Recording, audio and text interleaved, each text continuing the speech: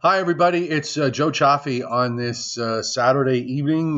Welcome aboard as we take a look at the severe weather that is going on. And then at the end, just have a tiny special personal announcement to make. But let's do first things first. At the bottom of the screen, we've got the latest regional radar view. And off to the left, you have the Storm Prediction Center's forecast for this evening. You can see where the slight risk and the enhanced risk are. You can also pick out the red box there, and we'll call it a box, but the red area here, that is the posted tornado watch for southeastern Pennsylvania, much of northeastern Maryland, Delaware, and all of the southern half of New Jersey under that tornado watch. And to the west of that in the blue, we have a severe thunderstorm watch. And we are seeing now the beginnings of the stronger thunderstorms developing, which we're going to bring up on the regional radar view here. The warm sector today wound up setting up a little bit further south, and that was really kind of the trend all week with this. But notice there's two separate lines. The first line running across northern Pennsylvania has some heavier downpours in it, and there probably will be a couple of odd thunderstorms that will form in that east-west band. But that really is more rain than anything else. It's the band to the south of that that runs from southwestern Pennsylvania on eastward, now just about getting ready to move into the southeastern third of the state. It's from here that we're going to see some severe thunderstorms develop, and in fact, we do actually have some strong cells there already. That line is continuing to kind of translate its way eastward and will eventually make its way into all of southeastern PA, including Philadelphia and Allentown, and then into southern New Jersey.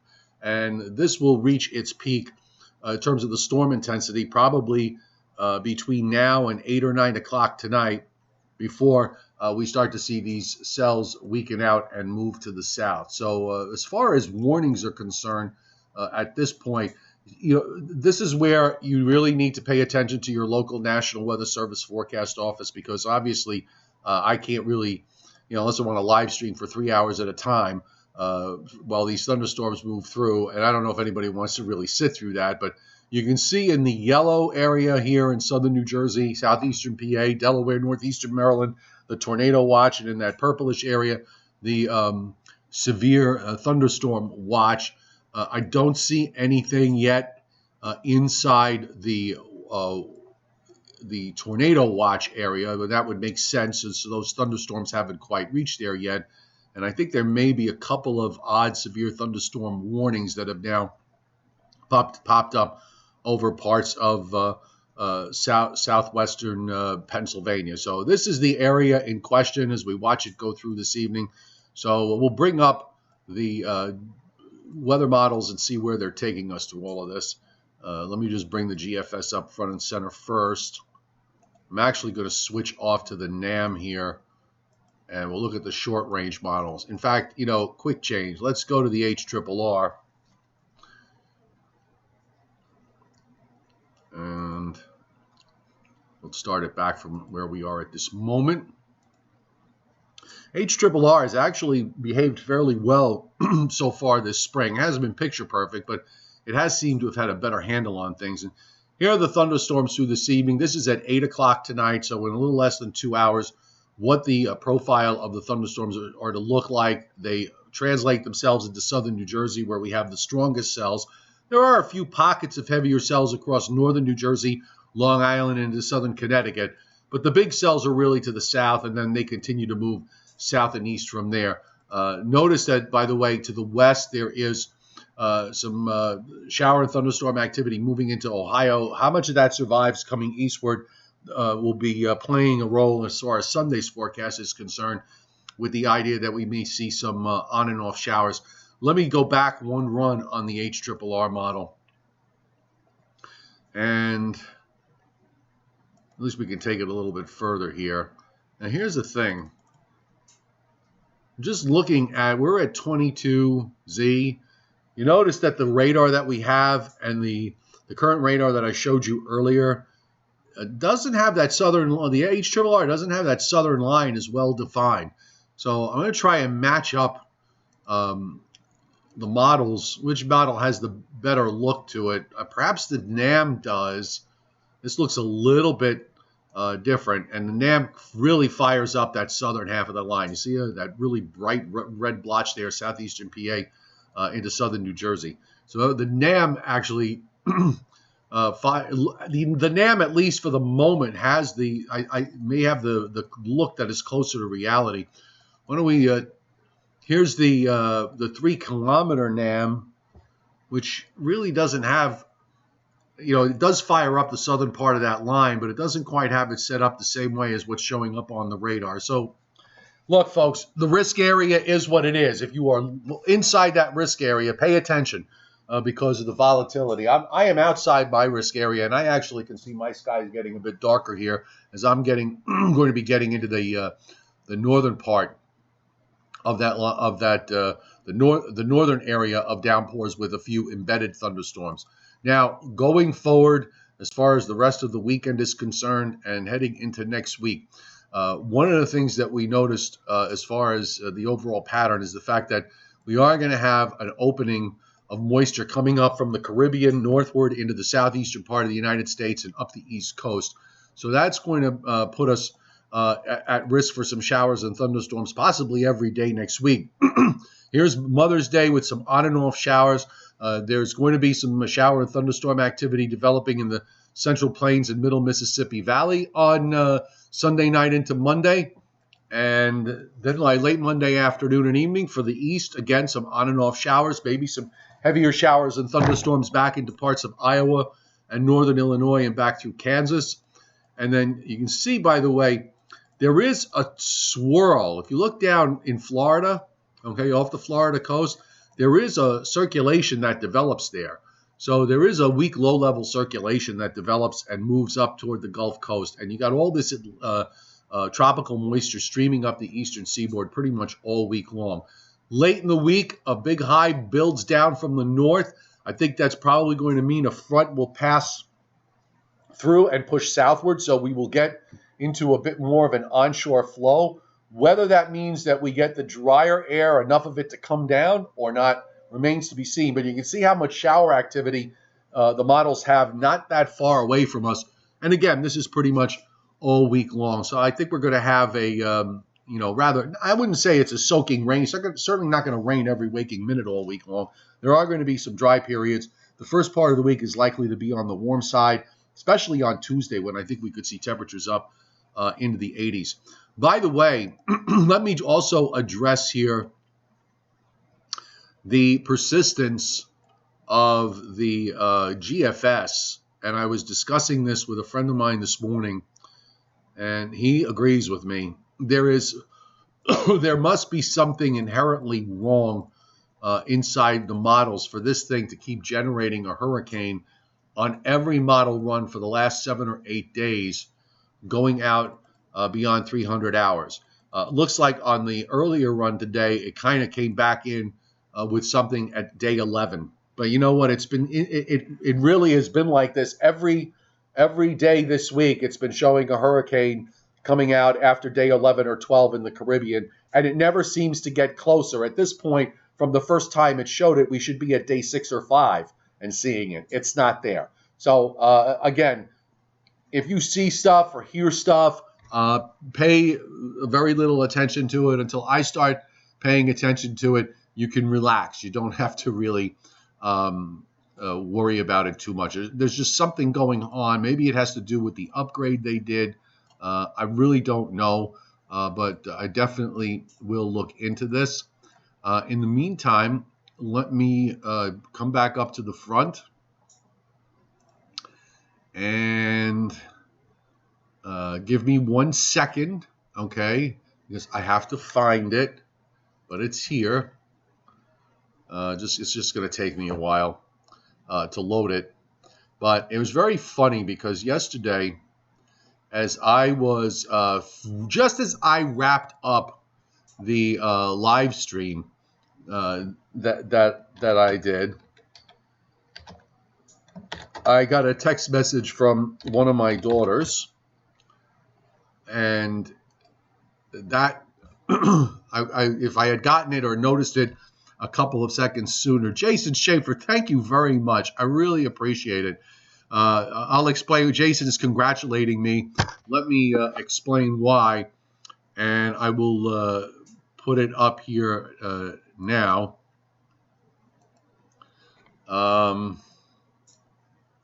Here we go. Get ready, folks. It's coming. And I had to rush off to New Jersey, and there he is off to my left.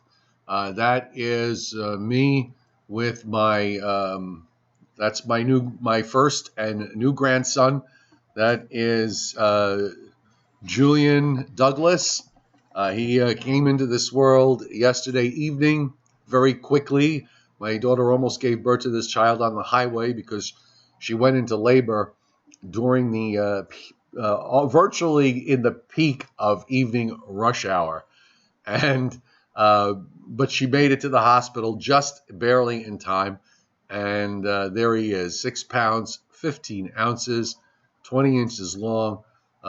He's just absolutely beautiful, as every parent or grandparent when they look at their newborn, and they just know that child is just absolutely perfect in their eyes, and hopefully in everybody else's eyes. And I'm just kidding. So thank you. I see a number of you have put up the well wishes there. I really appreciate it. It's been quite an experience, and I imagine that there are going to be some more grandkids along the way. So I will certainly have fun. I actually already went on Amazon, and I ordered some cute toddler and 6-month-old shirts that talk about fishing with Grandpa. So you can see where my head is, what my plans are. There's 2 things that I actually have planned. One is the fishing thing, and also I collect Lionel trains. I have 7 very large Lionel train sets, and this kid is getting one of his own, so that when he comes over to see Grandpa, we can put the trains on the track and run them. So Jason Schaeffer, thank you very much for hitting Super Chat in an extremely generous way. I really do appreciate it greatly. Okay, tornado watches are serious things, Sean Gordon. Yes, there is a tornado watch for southern New Jersey. Doesn't mean that a tornado is imminent. That's what the tornado warnings are for. It just tell you that conditions are ripe for the possibility of a severe thunderstorm that could produce a tornado. So that's all you got to do is make sure you pay attention. I buy him weather themed things. I already bought him his first tackle box, albeit it's a child's toy tackle box, but nonetheless, I think I got my priorities straight here. Anna Maria Passaretti, thank you very much for the kind words. Severe weather coming north, David Fuller. I don't think so. There might be some thunderstorms that are going to occur outside that tornado and severe thunderstorm watch box area, but I don't think they will get too strong. The marine layer is just too much. It didn't get out of the 50s here today. And by the way, just goes to show you, when you look at long-range weather models, earlier, going back 6-7 days ago, they were showing temperatures in the 80s all the way up into central New England. Certainly that did not turn out to be the case. And we explained earlier this week that northern part of the jet stream strengthening with every model run, and gradually the warm air wound up being, the warm sector wound up being further south, further south, further south. Weatherman Nick, well, yeah, you're in central Maryland. The daytime heating was significant down by your way. In fact, I want to just really quick. We are, by the way, I do see now that we do have severe thunderstorm warnings up for, I believe that's Lancaster County. Let me just double check. We have a severe thunderstorm warning up for central Lancaster and central central York County in south central Pennsylvania. This is as of 6:17 p.m. Eastern time. Okay, so if you're watching this later, especially if you're watching this after 7 o'clock or 7:30, it's likely that the warnings will have expired. But again, this is as of the warning actually went up at 6 o'clock this evening for Lancaster, central Lancaster, and central York counties in south central Pennsylvania. And there will be more as we watch that whole area move in. And Lancaster right now is 68. I'm just trying to see what some of these temperature observations are to see how warm it is. Now, South Jersey, I'm looking already, got very warm. Atlantic City, 80, 83 at Wildwood, Millville, 82. Up toward Route 195, Wrightstown is 68, Mount Holly 69 with a northeast wind. And of course, if you go to North Jersey, it's in the mid 50s. And in fact, in Sussex County right now, it's actually 50. That's how cool it is. Philadelphia is 71 with a light east wind. So that warm sector is trying to get in here now. I'm looking at some of these other temperatures. Quakertown is 59. Doylestown 63. The warm sector never really got established in southeast. I mean, it's trying to set itself up now in southeastern Pennsylvania and southern New Jersey. Going further south, in Maryland, Georgetown is 89, Easton 90, Patuxent is 86, 80, Wallops Island is 82, 88 at Cambridge, 90 at Salisbury, Washington, D.C. is 88, Baltimore 83, and Harrisburg 71. So you can see where the warm sector wound up being even further south than what models were indicating late Thursday and early on Friday. So it seems like the northern jet wants to be a little more dominant in the east here, even though the ridge in the east tried to build. It didn't build far enough north. So let's pay attention to that going forward as far as what that might mean for future weather patterns as we get deeper into this month and move our way into the month of June. Tornado watch, Bensalem, Pennsylvania, near Parks Casino and Race Course. Mahogany 2680. Yeah, you've got a little more time yet. The main part of the line that's going to impact you is still to your west. So you may have another hour or so before it gets there. And for Andy Cates, yeah, South Jersey, it's not going to be till about after 8 o'clock. I think that you'll get into some of those thunderstorms. So you still have some time. And that cold front definitely established here across Ocean County. It's really basically running along or just south of Route 195 in New Jersey. But the warm air, that 90 degrees, the 90-degree temperatures, well, maybe not the 90s, but certainly middle and upper 80s should have been able to make it up into at least Route 195, and it never really got there. And such is the case in the springtime. The marine influence is a very, very tough thing to fight when ocean water temperatures are still barely in the upper 40s and lower 50s. All right, folks, thank you so much for being here today. And just one more time, in case you joined late, yesterday, right as the live stream ended, I got a text message, and that's why there was no Facebook Live last night, because I had to drive to New Jersey and see my new grandson who arrived.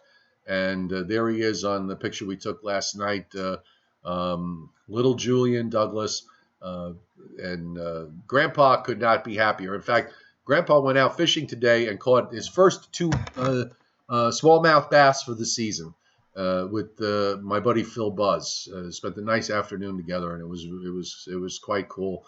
And finally got some fish on the line. I got a new grandbaby there that I'll be taking fishing before too long. And just very quickly. I mentioned earlier about Amazon. You can link to Amazon. There's a link on the description of this live stream and of the video. Amazon is an affiliate marketer, and it's a way for channels like mine to earn fees. If you shop on Amazon and you do it through my link, Amazon throws me a few bucks back. and it's a great way to support my channel without you spending an extra dime. Because if you happen to be shopping there on Amazon anyway, you do it through my link, and you can kill two birds with one stone. But don't feel obligated to do so. All right, folks, have a great evening. We may jump in live a little later this evening if it starts getting hairy across southern New Jersey and southeastern Pennsylvania.